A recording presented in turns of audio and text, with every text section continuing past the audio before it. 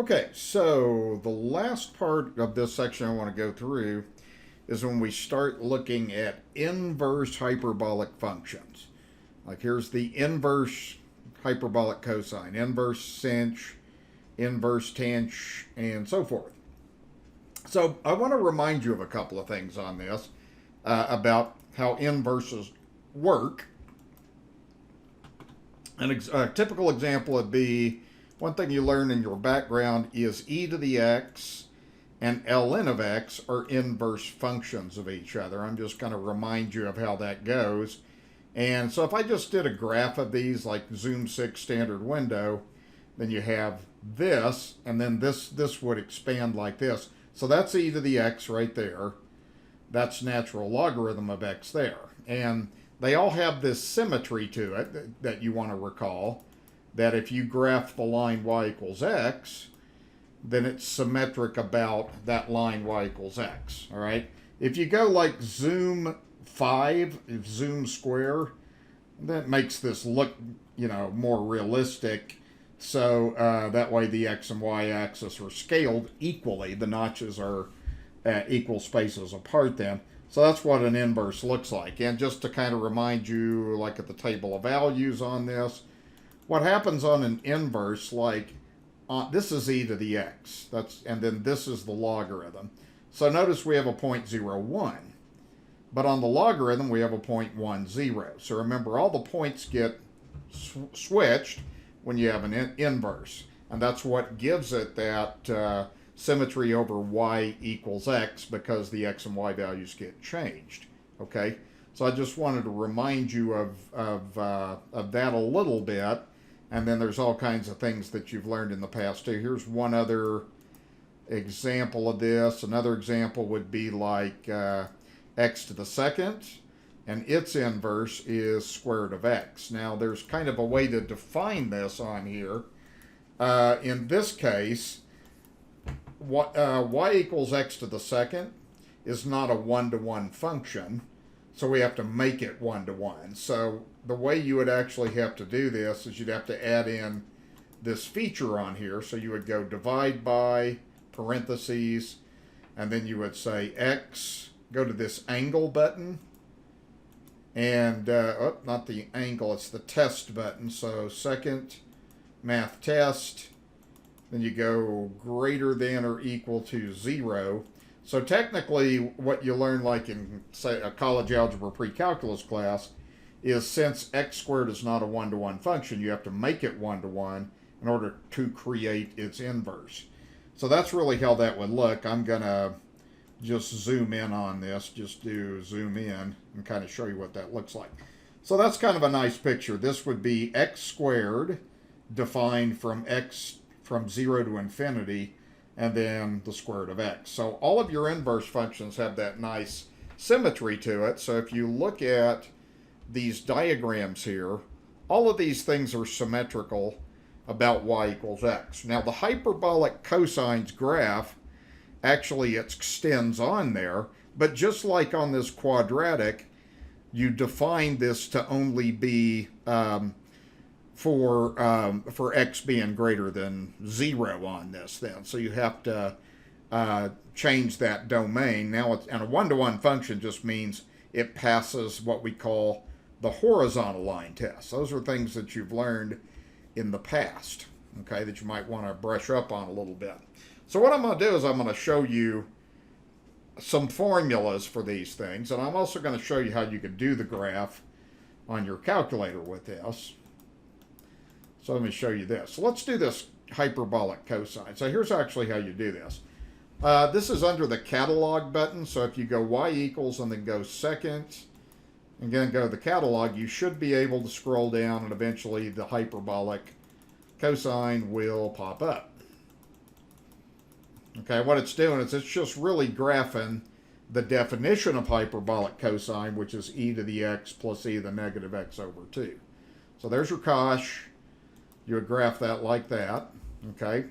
Now again, what happens if I graph this in a standard window, we would have that. Now, in order to invert this, since this is not a one-to-one function, I'd have to do what I did on that parabola. So I'd have to say And that division is a kind of what we call a Boolean operator on these calculators. So you can think of it as just separating.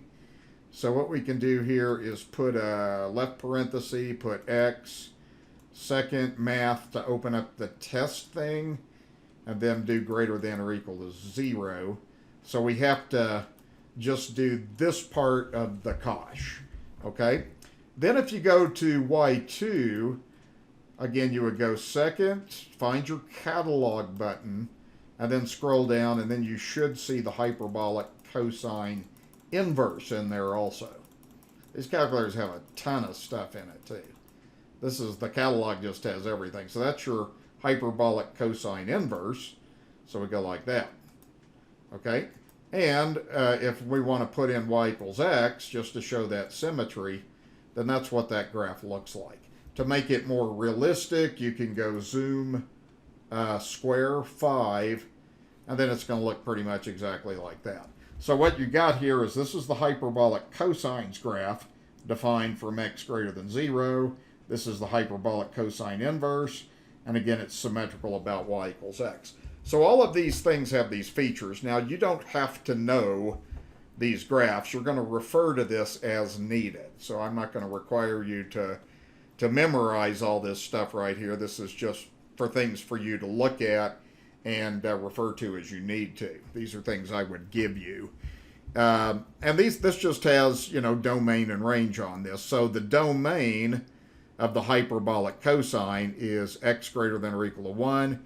The range is 0 to infinity. So what this is that's the domain, and then that is the range. Okay?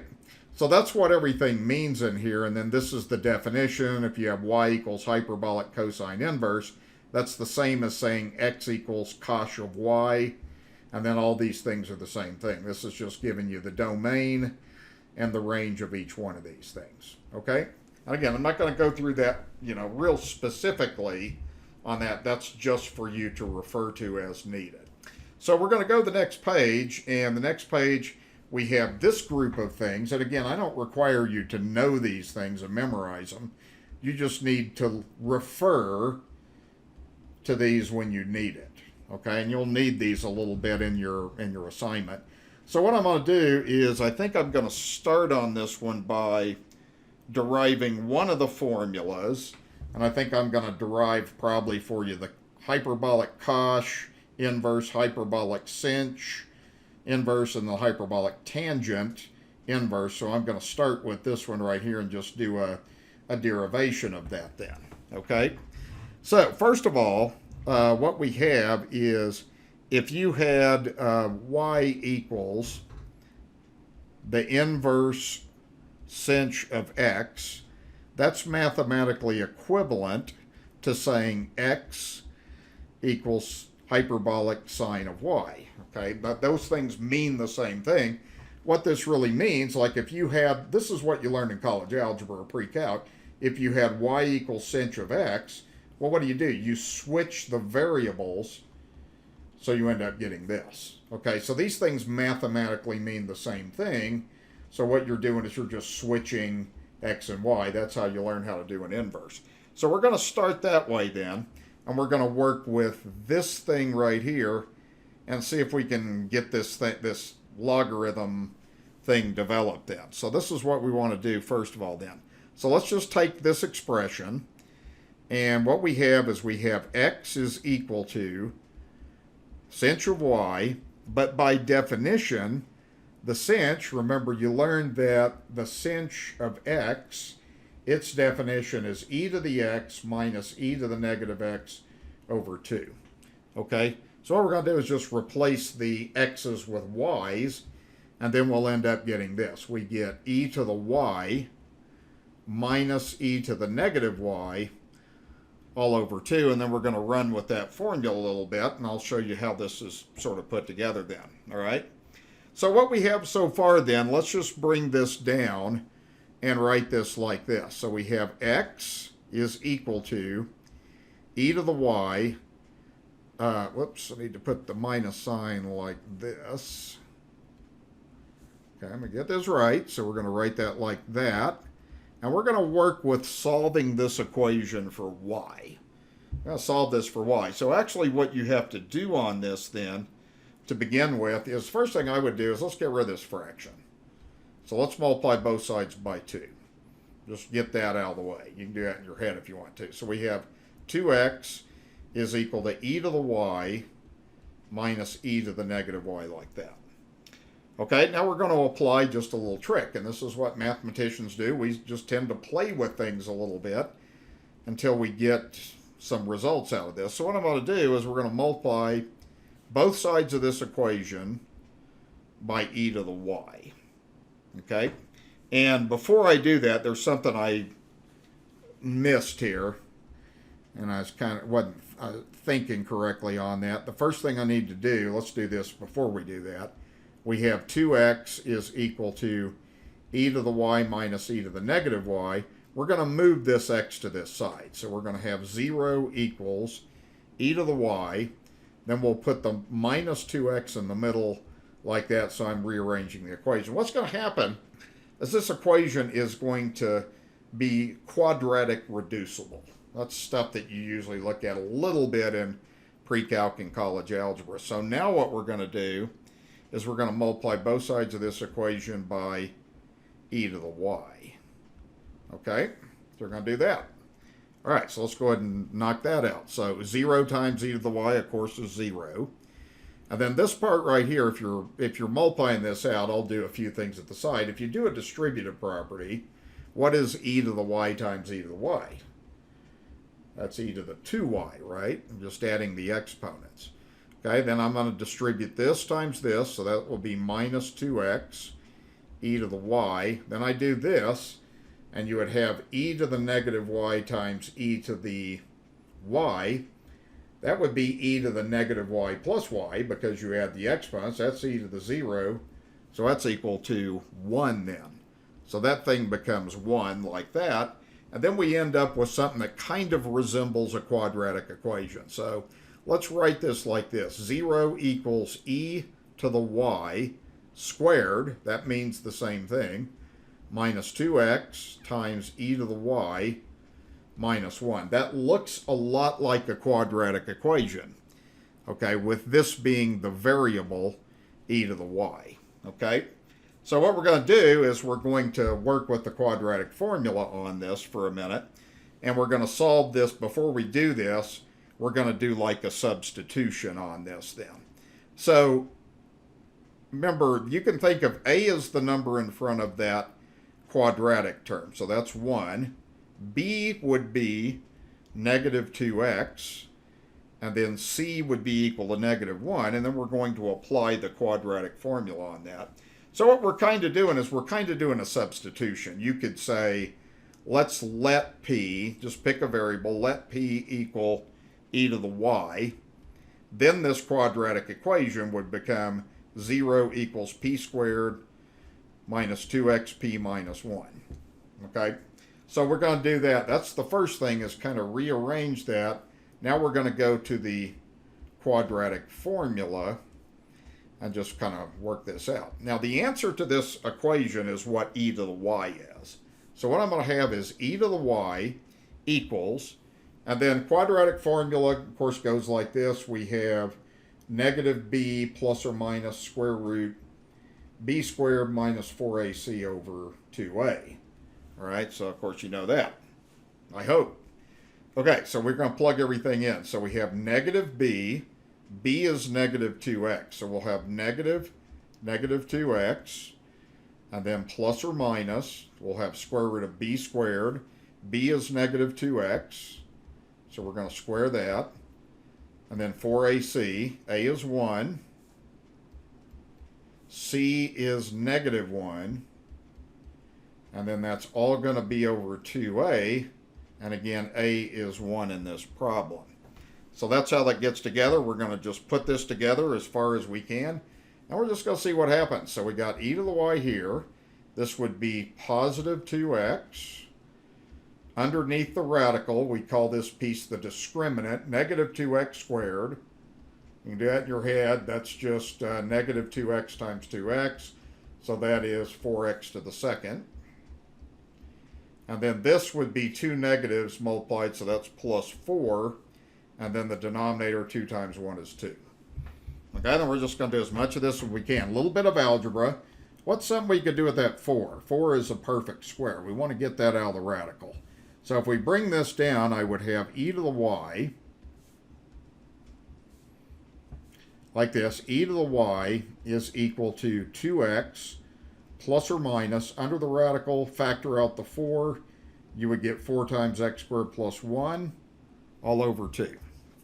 And then you can take the square root of 4. The square root of 4 is 2, so that'll come out the radical. So now we have e to the y equals 2x plus or minus 2, radical x squared plus 1, all over 2. Okay, like that. All right, now we're going to continue with this. You can factor a 2 out of the top, or you can do this in your head. You have a common factor of 2 here, so let's take that out. So we would have 2 times x plus or minus the square root of x squared plus 1 all over 2. All right, now the 2's are going to divide out. 2 divided by 2 is 1, so we are left with e to the y is equal to x plus or minus square root of x squared plus 1. All right, now what we got to do on this is we just got to write this in exponential form. This is a log form. So we're going to write this thing in a log form. And remember, this would be a base e. That would be a natural logarithm. So what we'd end up having, if we did this, is we would have the natural logarithm of this thing, which is x plus minus square root of x squared plus 1. That's equal to y. Now what I did is I'm just writing that exponential form into log form. And then if you look at this result here is, it said the hyperbolic sign, inverse, is the same as the natural logarithm of x plus square root of x squared plus 1. So the reason we take off that minus there on that is because it's not necessary. We can only do a natural log of a positive number. So we need to mark that out and just do the positive one like that. So what we get as our result then would be ln x plus square root of x squared plus 1 is equal to y. But y in this problem, if you go way back on there, that's what this is. See, y is the hyperbolic inverse sign. So therefore, our conclusion is that the inverse hyperbolic sign is equal to the natural logarithm of x plus square root of x to the second plus 1. That is your result. That's where that derivation comes from then.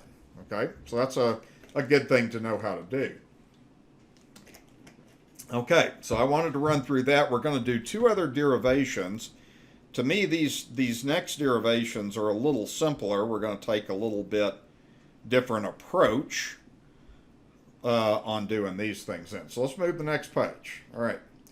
So now what we're going to begin to look at is the derivatives. So these things would be, the hyperbolic cosine would be fairly similar, its derivation, as would the inverse tangent. So I just wanted to show you one of those, but again, you don't need to remember these or memorize these. You just need to refer to those as you need to. So the next thing we're going to get into is the derivatives of the inverse hyperbolic functions. Now I'm going to pause the video. I'm going to pull something up from the internet for reference. Okay, so I wanted to just kind of post this as reference. So this is what you learn in Calc 1. And some of these things show up a lot in Calc 2. Like this one shows up a lot, and those do right there. These not so much, but this one's a big one. The derivative of inverse tangents 1 over 1 plus x squared. We'll actually get to where you'll see that quite a bit in here. So you learn these things in Calc 1, so they're very similar. So like, notice that the derivative of the inverse sign is 1 over 1 minus x squared. Well, the derivative of the hyperbolic inverse sign is a little bit different. Look at the cosine. Yeah, a little bit different. They have a similar structure to them. The tangent's the same. And but anyway, you're going to be able to refer to these. So again, I won't have you memorize these either, because these are going to show up just a little bit here and there. Those of you that are engineering majors, you'll see this a little bit in differential equations. You'll see it in some engineering classes too with the hyperbolic trig functions. Okay, so let's go to the next page. I'm going to derive this derivative formula for the inverse hyperbolic cosine and the derivative formula for the inverse hyperbolic sine. So let's do these two derivations here. Okay, so to begin with, we're going to take this approach. First of all, let's start by writing down y is equal to the inverse hyperbolic cosine of x. Okay, that means the same thing. That's mathematically equivalent to saying x equals the hyperbolic cosine of y. And remember, this is what we do. This is what you do in pre-calc. So if you had a function, you interchange the variables, so you would get x equals hyperbolic cosine of y. So this is what we're going to work with, is this right here. What we're going to do is we're going to use implicit differentiation to develop these ideas then. Okay? All right, so let's go and do this. Let's write down x equals cos y. And what I'm going to have you do is we're going to do the derivative with respect to x of both sides of this equation. Okay? All right. So if we do this, of course, the derivative of x is 1. We also learned that the derivative of the cosh is the sinh. So that would be sinh y. But we're doing implicit differentiation. Those variables don't match. So we also need to say dy over dx. Ultimately, we got to solve this equation for dy over dx. Okay, that's what we're trying to develop. Okay, so we have that. So what we're going to do is, and you can do this in your head, you're just going to divide both sides by sinh, or you can just do it like this. You can multiply both sides by 1 over sinh y, and you can do that in your head. Okay, so what you'd end up getting is 1 over sinh y, and then that would divide those things out, so you would get dy over dx. Okay, like that. Okay, now, like mathematicians like to do, we're going to apply a little trick. Okay, so what we're going to do on this is we're going to change this thing right here. We're going to be kind of clever in how we do this. We're going to change that to sinh squared y, but in order to make that accurate, we got to do the square root, and we got to have the plus minus there. Okay, so we can change a sinh into a square root of a sinh squared, and it's going to be the same thing. Okay, so now we get this then. All right, now what we're going to look at here is we have an identity now. That basically goes like this then. So I'm going to write just the fundamental identity that we have in hyperbolic trigonometry is this. Remember, we learned cos squared of x minus sinh squared of x equals 1. So I'm going to take this thing and I'm going to write it in terms of the hyperbolic cosh. So in other words, what I'm going to do, so I'm just going to rearrange this. I'm going to move the sinh over there and the 1 over there. You can do this in your head, so you end up with the hyperbolic cosine squared of x is equal to 1 plus the hyperbolic sine of x, like that. So we're going to do this basic substitution right here like this. Okay, so substitute this in. Now hold on, I did that wrong. I even wrote the wrong thing, but I wasn't paying attention. Okay, let's do this right, guy. Okay, the 1 goes over here. Sinh goes over there. Okay, I want to replace the sinh with this thing. Okay, so let's do the substitution. So back over here now, we would have 1 over plus minus square root. Don't mix up the variables. We'll have cosh squared y minus 1 is equal to dy over dx then. Okay? So we end up basically having that then. Okay, well, now we're going to be real clever.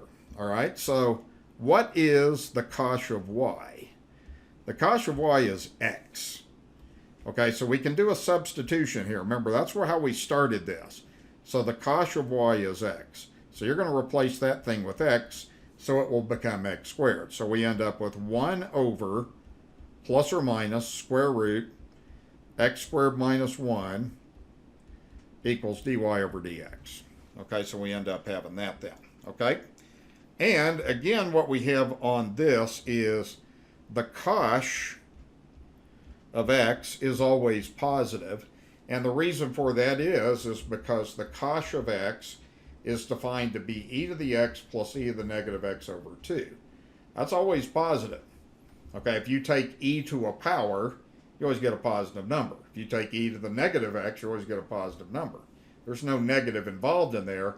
And remember, the graph of the hyperbolic cosine kind of looked like that. All right? So we don't really need that negative in there. So what we get then is we get this result. So we would say the derivative of the hyperbolic cosine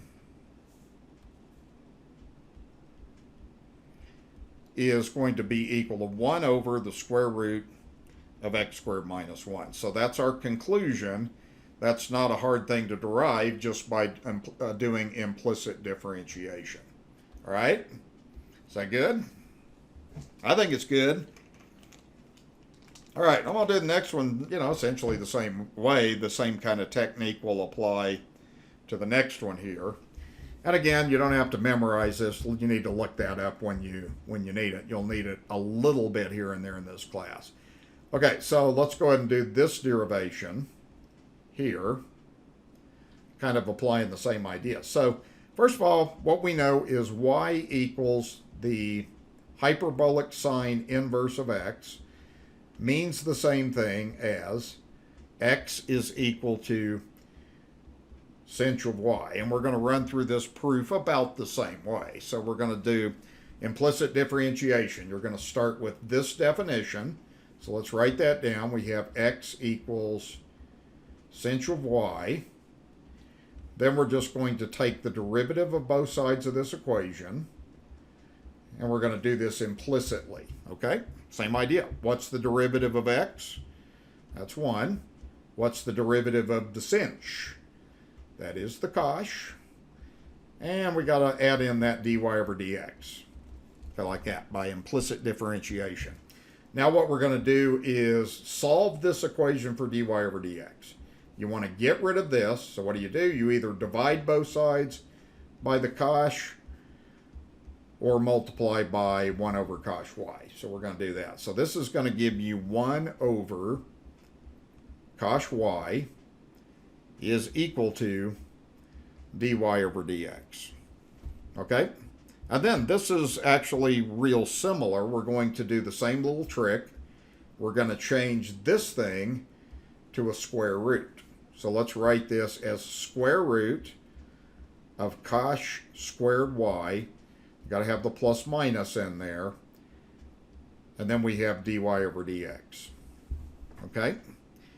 So now what we have is we essentially have this identity. Okay, so if you look at this hyperbolic fundamental identity, and we're going to do this like this. Okay, let's just rearrange like this. So move the sign to the other side, so you would have hyperbolic cosine squared is equal to 1 plus hyperbolic sine squared x, like that. So we're going to do a simple substitution. You want to replace that with this. Okay, that will give you 1 over plus minus square root of, now let's write it like this. Okay, it doesn't matter which order you write it in, but I'm going to do it this way. So, sinh squared x, no, y, you got to have that right now. Don't mix your variables up, so we got that. And then plus 1 under the radical, that's equal to dy over dx. Okay? All right, so now what's the deal? All right, here's the deal. The sinh of y is x. So what you're going to do is just replace that with x. So you would get the result 1 over plus minus square root of x squared plus 1 equals dy over dx. Okay? Now again, what happens on this quantity right here is when you square the sinh, you're always going to get a positive number. So a sinh squared of y is going to be a positive number, so you don't really need that negative. So therefore what you would have is, I just showed you that the derivative of the hyperbolic, I noticed right now that in that last one that was an inverse, so we're doing the derivative of hyperbolic inverse sine of x. We just showed that that is 1 over the square root of x squared plus 1. That's not too bad of a derivation. That is doing implicit differentiation. You're getting higher up in math, you want to start getting more and more appreciation for where all this stuff comes from. Somebody's got to figure all this stuff out. All right. So that's kind of the idea with that. That's essentially what I'm going to show you on that. And then we're going to get into some integrals. Some of these integrals get a little funky. All right, so again, on that page, mostly I wanted to show you derivations, but these derivatives, they relate to what you learned in Calc 1. Again, you don't need to memorize them. Look them up and refer as you need to. On an exam, I would give you formulas for that. This just gets to be a lot to remember, and these things don't show up enough that I think it's probably worth memorizing at this stage. Same thing on the integrals. Okay, these things are things that you don't have to memorize. You just need to refer to these as needed. Okay, so the first thing I'm going to do is I'm going to do some a couple of derivatives here before I get into integration here. So let's just write down, let's go back to our formulas. I'm going to go back to the previous page, and I'm going to take a snapshot of this derivative thing here. Okay, so this is kind of what you do if you were doing an exam, or you were doing like a quiz or something, or your homework. Of course, you want to just refer to these formulas as you're doing this then. Okay, so I'm going to put these over here, and then we'll begin to put this together then. Okay? All right, so what we're doing on the first thing here is we're just doing a derivative. So if you're doing a derivative of a hyperbolic inverse cosine, there's what you get is this, okay?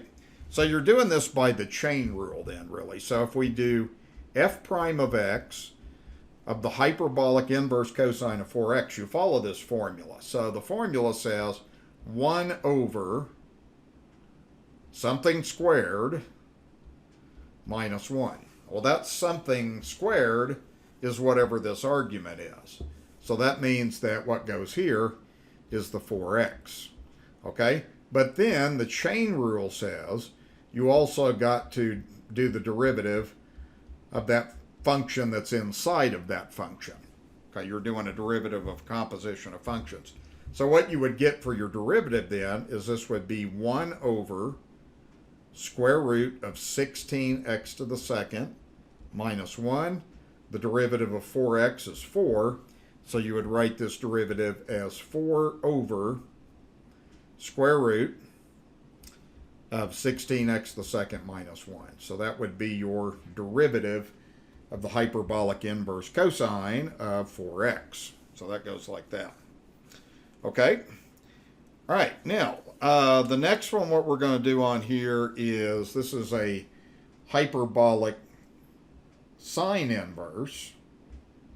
Okay, so what we want to do on this one is we want to utilize this formula. So we got the hyperbolic sine inverse, so it goes like this. All right, so watch very carefully. So f prime of u, we just follow this formula. We do exactly what that formula tells you to do. So what we get is we get 1 over the square root of something squared plus 1. That something is this thing. Okay, whatever that argument is goes in that formula for x then. So your tangent, and that is not a hyperbolic tangent, that's just a circular tangent, okay? So it goes like that, all right?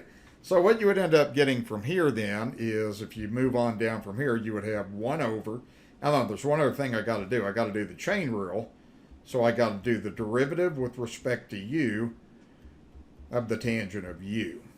Okay?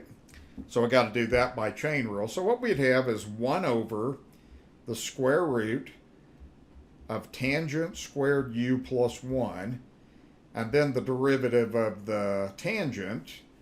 Remember, this is a Calc 1 thing. What is the derivative of the tangent? You want to know that. I don't give you that. That's secant squared of u. Okay, so that's going to give you secant squared of u. So right now, I don't have any hyperbolic functions in my answer. All right, so here's what we'll do from here then. All right, we have an identity. Whenever you start seeing tangent squareds and secant squares, you start thinking of this identity. So we have the identity that says tangent squared of x plus 1 is secant squared of x. So that's a fundamental identity. So what I'm going to do is I'm going to replace this with what it's equal to. That's just a basic trig identity. So I would have 1 over the square root of secant squared u times secant squared u. Okay? Of course, the square root of anything squared is what? Itself. So that's 1 over secant u. Okay? Then this would be secant squared u. So one of those things cancels out. You don't have to write this step. Secant u over secant u. One of them divides out. You can do that in your head, of course, so you end up getting that derivative is the secant of u. Okay, so if you're doing a derivative of a hyperbolic trig inverse, you need to look up these formulas. Okay, that's how you do the inverse cosh and inverse sinh derivatives is that then. Okay, all right, so let's move to integration now. And on this last page on this, well, the integrals, of course, are just usually a little harder derivatives. They just are. And these get kind of hairy. I think 11's pretty simple, but example 12's kind of a bear. Okay, so let me get the integral formulas. Let's see, where did I put the integral formulas? Yeah, let me take a little snapshot of these integral formulas. So on the last page, we can refer to these formulas. So these are things you want to refer to. You don't have to memorize any of these things, okay?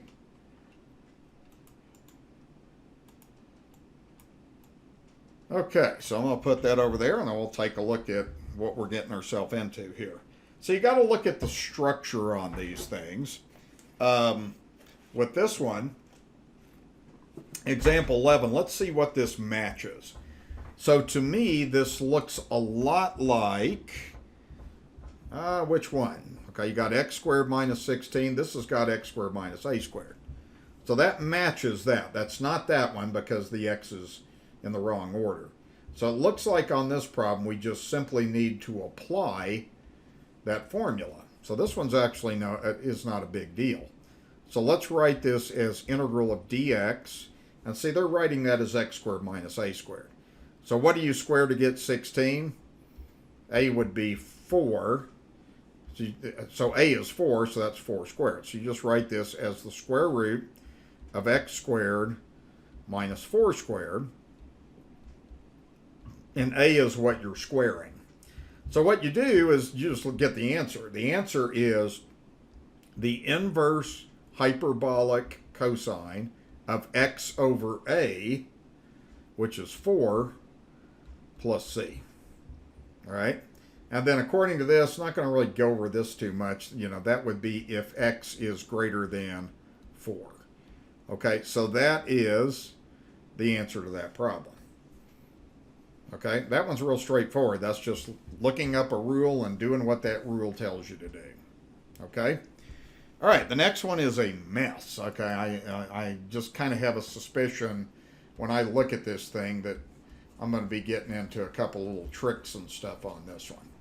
Okay, so again, let's match up what we're looking for on this problem. So, and see if we can find the closest match. To me, it looks a lot like this one. Okay, this matches up with this. You've got an x, you have a square root of a squared minus x squared. So basically in this problem, a would be 2. All right. So to begin with, let's see, we're going to write this out like this. I'm going to go ahead and start this, let's see, kind of with, I need to probably rearrange some things a little bit, because the problem is that's an 8th power. That's a 2nd power. That's kind of the problem on that, so I'm going to have to rearrange this thing a little bit then, okay? All right, so to begin with, before I even get into the u substitution that I'm going to use and stuff, I'm just going to kind of do this up here. I'm just going to write down this expression. I have dx over x times square root of 4 minus x to the 8th. And I'm going to just work with this a little bit and try to get this into a certain form that will make our u substitution go a little easier. Okay? And so what I'm going to do on this is I'm going to multiply the numerator by square root of 1/4, because I want that 4 to become a 1. It'll become a little clearer why I want that in just in a few minutes here. So I'm going to go ahead and do that first of all, and do that. So what I'm going to do is this thing right here is a constant, so that could pull out. So you'd have square root of 1/4 times the integral of dx, and then you would still have that x, but now you can go underneath this radical. That's the reason I got that in a radical, so it will go underneath that. So you would have 1/4 times 4 would be 1, and then you would have x to the 8th over 4 like that. Okay, so that's how that's going to work out. And then, of course, this thing would be a half. So I'm going to end up having that becomes 1/2.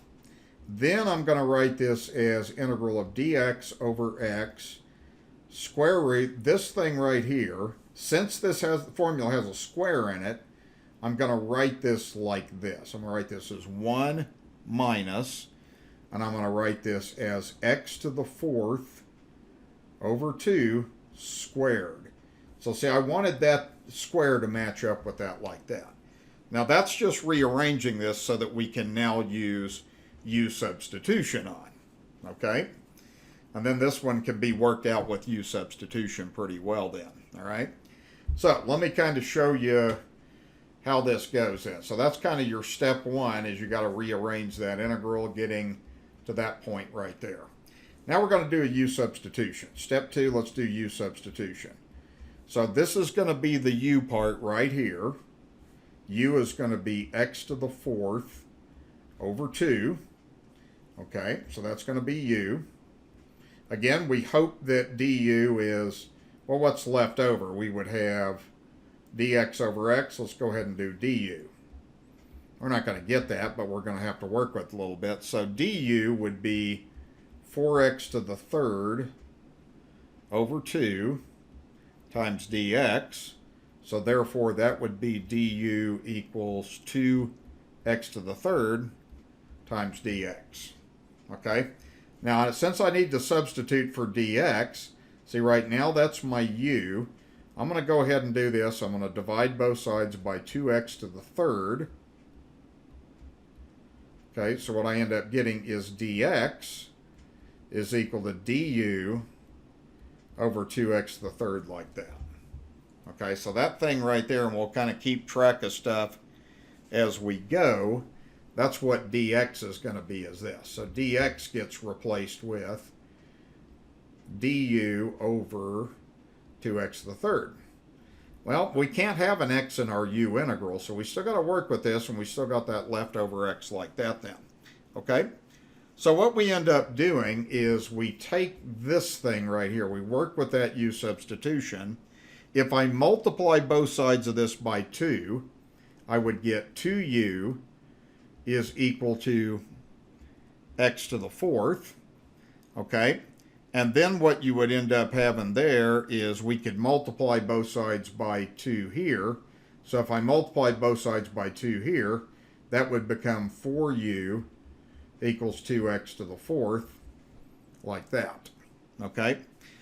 Now, what will happen on this then is we're going to kind of now see how we can get everything put together here with this u substitution. Okay, so now I'm going to move on to this step. Okay, so here's the third step. We're going to kind of put this u sub together. So I'm going to take this integral here. For now, let's just write it down as 1/2 integral dx over x square root of 1 minus x to the 4th over 2 all to the 2nd. Let's get everything substituted in, and then you'll kind of begin, hopefully, to see how this goes. All right. So what is dx? All right, dx is this thing. All right, so we're going to replace the dx, and we still got this x here. That x is still there. So dx gets replaced with du over 2x to the 3rd. And again, you still have that x there. We hadn't worked with that yet. And then in the bottom, this is u. U was x to the 4th over 2. So what we have is we got 1 minus u to the 2nd. Okay? Now it'll become a little bit more apparent why I'm massaging things the way I am. Okay, and remember, you cannot have x in your u integral. So look at this right here. Here's the key. This is 2x to the 4th. So 2x to the 4th is 4u. So since this is 2x to the 4th, that gets replaced with 4u. So we finally got everything taken care of. So now what we have is the integral 1/2 times the integral of du over 4u square root 1 minus u to the 2nd. Okay? So what we have here now is the 4 is a constant, so that would come out. I'm going to move this over here. So you'd have 1/8. The 4 comes out. 2 times 4 is 8. And then what you would have is the integral of du all over u square root of 1 minus u squared. Okay, now we're ready to use this formula right here. Okay, see, we got everything in the form we want it to go in. X, u. 1 minus x squared, 1 minus u squared. That looks exactly like that. So if you do exactly what this formula says, you would have -1 over a. A is what we square to get 1. So that would be a 1. And then you would have hyperbolic secant inverse x over a, which is 1, plus c, 4, 0 less than x, less than 1. Okay? Now, and hold on, that would be a u. I haven't even, that would be a u like that. It's still got my u variable like that. Okay? So now really all I do is just plug in and then I'm done. So let's see. Here's u. Here's your u substitution. Plug that in. So that means the answer to this problem after all this work would be -1, or just negative sec inverse of u, which is x to the 4th over 2 plus c. That is your derivative. Or not your derivative, your integral. Wow. That was a great one. Okay, you guys need to see some of these from time to time. And some things like that you have to play with until you get those everything substituted for well in a u sub. That's a pretty hard one. Okay, so the next one that I'm going to do to kind of close off is with a definite integral. Okay, all right, so let's see. I'm going to look at kind of what we need to match this up with. So this says t squared minus 9. That looks a lot like let's see, this one right here, t squared minus 9, that looks a whole lot like, not that one, but it doesn't have a square root in it, so it looks like this one. That looks like that we got to work with rule number 3. So you just got to look at the expression you're given and then try to figure out which one matches up with that. So yeah, this one matches up with this formula. Okay, so what I'm seeing is, and this is kind of a weird integral, it goes into 2 places. You got the inverse tangent, inverse cotangent, depending on what the value of x is and how it relates to a. So the first thing I'm going to do on this then is we're going to start by just kind of rearranging some things a little bit here. All right. So this is backwards. That says t squared minus 9. We need to make that go backwards. So what I'm going to do first of all, and I'm just going to work with this expression for a few minutes. I'm just going to forget about the negative 2 to 2. So we could have the integral of dt, and then I could change this around, and I can go 9 minus t squared as long as I have a negative 1 there. Okay, that doesn't change anything. Then if you did this, that negative 1 is a constant, so that could come out of the integral. So you'd have negative integral dt 9 minus t squared like that.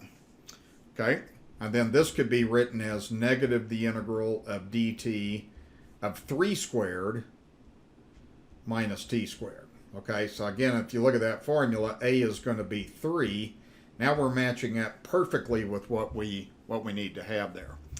Okay, so here's what happens on this then. If we do the integral of negative the integral of dt over 3 squared minus t squared, we have to take it in two directions. The first formula would say 1 over a, so that would be 3, okay? So what we would have here, and you got that negative there, so that would just move on through that. So you'd have negative 1/3 inverse hyperbolic tangent of x over a. Well, t is x, a is 3, plus c, and this would say when the absolute value of t is less than 3. And what that means is, you got to review your absolute value. That means negative 3 is less than t less than 3. That's what that absolute value less than means. So if you're between negative 3 and 3, then that's what your antiderivative is. Okay, now you go the other direction. You say 1 over a, so again the negative is still there. You'd have 1/3. Now you'd have hyperbolic cotangent inverse of t over 3 plus c if the absolute value of t is greater than 3. Well, what that means is t is either less than negative 3 or t is greater than 3. All right, that's what we get from that. So all I'm doing is rearranging the t squared minus 9, turning it backwards so I can use this formula. Now I haven't even touched the definite integral yet. And what I'm going to do on this one is I'm just going to work out this part right here. I'm just going to do this. And the reason is because my limits of integration are negative 2 to 2. So I don't need to worry about this. Since I'm integrating from negative 2 to 2, that falls in this interval, so I just do this then. Okay, so the second key thing I do is the antiderivative is negative 1/3 hyperbolic tangent inverse t over 3, and that gets evaluated from negative 2 to 2. All right, so now we're going to get into the arithmetic on here and kind of see how this goes. All right, so there's another formula that you got to work with here, and I'm going to pull that up. I'll show you kind of where to get that. You got to look at your logarithm forms here. Where is it? Right here. This is what I'm looking at, is the inverse hyperbolic tangent formula. So I'm going to take a snapshot of that and paste this on the page so you can kind of see what I'm doing here then. Okay, so I got to refer to this and see, this is what I expect you to do. Look up these formulas. You don't have to know that. I don't know all these formulas. I refer to these as I need to, and I expect you to do the same thing. Okay, so what I'm going to do is we're just going to do exactly what this formula tells us to do then. So we have the constant negative 1/3, and then we're going to apply fundamental theorem of calculus. So this would be inverse hyperbolic tangent of 2 over 3 minus inverse hyperbolic tangent of negative 2 over 3. Okay, and then we're going to get an exact answer on this, so we just got to deal with a lot of arithmetic here. So we got to apply this formula here, all right? And what this means, the absolute value of x less than 1 means that x is going to fall between negative 1 and 1. And notice that negative 2/3 and 2/3 do, so we're going to apply this formula. So here's what we do. We have negative 1/3 Now, when we do the hyperbolic inverse tangent of 2/3, we plug into this formula here. So what that's going to be is that's going to be 1/2 natural logarithm 1 plus 2/3 over 1 minus 2/3. Okay, that's 2/3. The argument's 2/3. So just think of x as 2/3. Now we move over here and do the same thing. It's 1/2 natural logarithm of 1 plus negative 2/3 all over 1 minus negative 2/3. Okay, so that's what we got to basically go through and work out is this thing right here then. So let's just work on the arithmetic bit by bit. So we have negative 1/3 here. This is going to be 1/2 ln. Now I'm going to do this at the side here. This is kind of good scratch work. You have 1 plus 2/3 over 1 minus 2/3. The way I'm going to simplify this, you could check and verify this on the calculator too if you wanted to. So I'm just going to multiply by 3 over 3 to get rid of that fraction. So 3 times 1 is 3. 3 times 2/3, 3's cross out, leaving you 2. The bottom, 3 times 1 is 3. And then 3's cross out, leaving you minus 2. So that is 5 over 1, so that's equal to 5. So this whole thing right here becomes ln of 5. So I would just do that on scratch paper and get that out of the way, okay? All right, if you ever want to make sure you're right on this, don't forget how great these calculators are. So if I just did like 1 plus 2/3,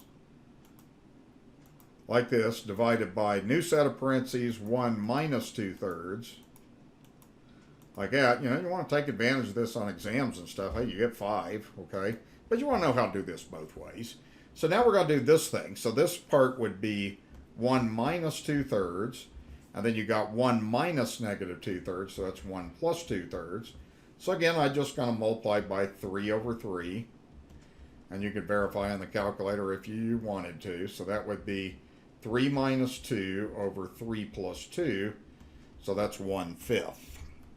Okay, so this part right here then just becomes minus 1/2 natural logarithm of 1/5. Okay, like that. Okay, and now let's just kind of see if we can get this thing put together now. And we could distribute the negative 1/3 through here, I guess, if you want to, or we could factor the 1/2 out.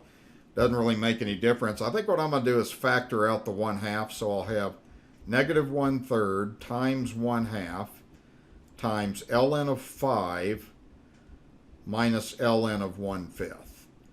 Okay, now what that's going to leave me with is negative 1/6. Okay, then I'm going to have ln of 5 minus, and see this thing right here, you could use, if you want to, you could just use a basic property on this like this. This is what I'm going to do.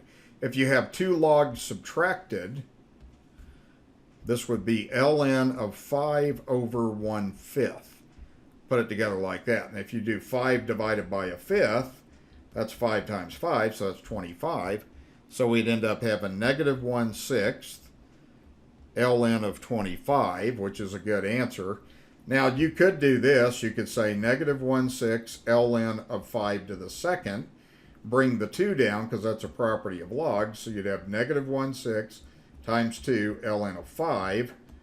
And then the 2/6 reduces to 1/3. So negative 1/3 ln 5 would be another way. They're both right. Okay, I think the second one's a little simpler answer. So you could do that either way then. Okay, now see, these integrals on inverse hyperbolic trig functions have a lot of work in it. Definite integrals can be a lot of work. You guys have already seen that this semester. So one thing I want to mention on this, when I teach Calc 2, I always tell students, you start seeing everything you learned in trig, pre-calculus, it all starts coming together. I mean, if you look at these examples, properties of logs showed up, arithmetic showed up, derivatives, absolute value inequality showed up. All those little pieces that you learn in those classes start showing up in higher math just here and there. So that's the way they work out. Okay, well, I'll take care of that section. It's fun stuff. I love this section. I love the hyperbolic trig functions. I really have always liked trigonometry a lot, and this is a real interesting take on trigonometry. So have fun with your work, and let me know if I can help you in any way.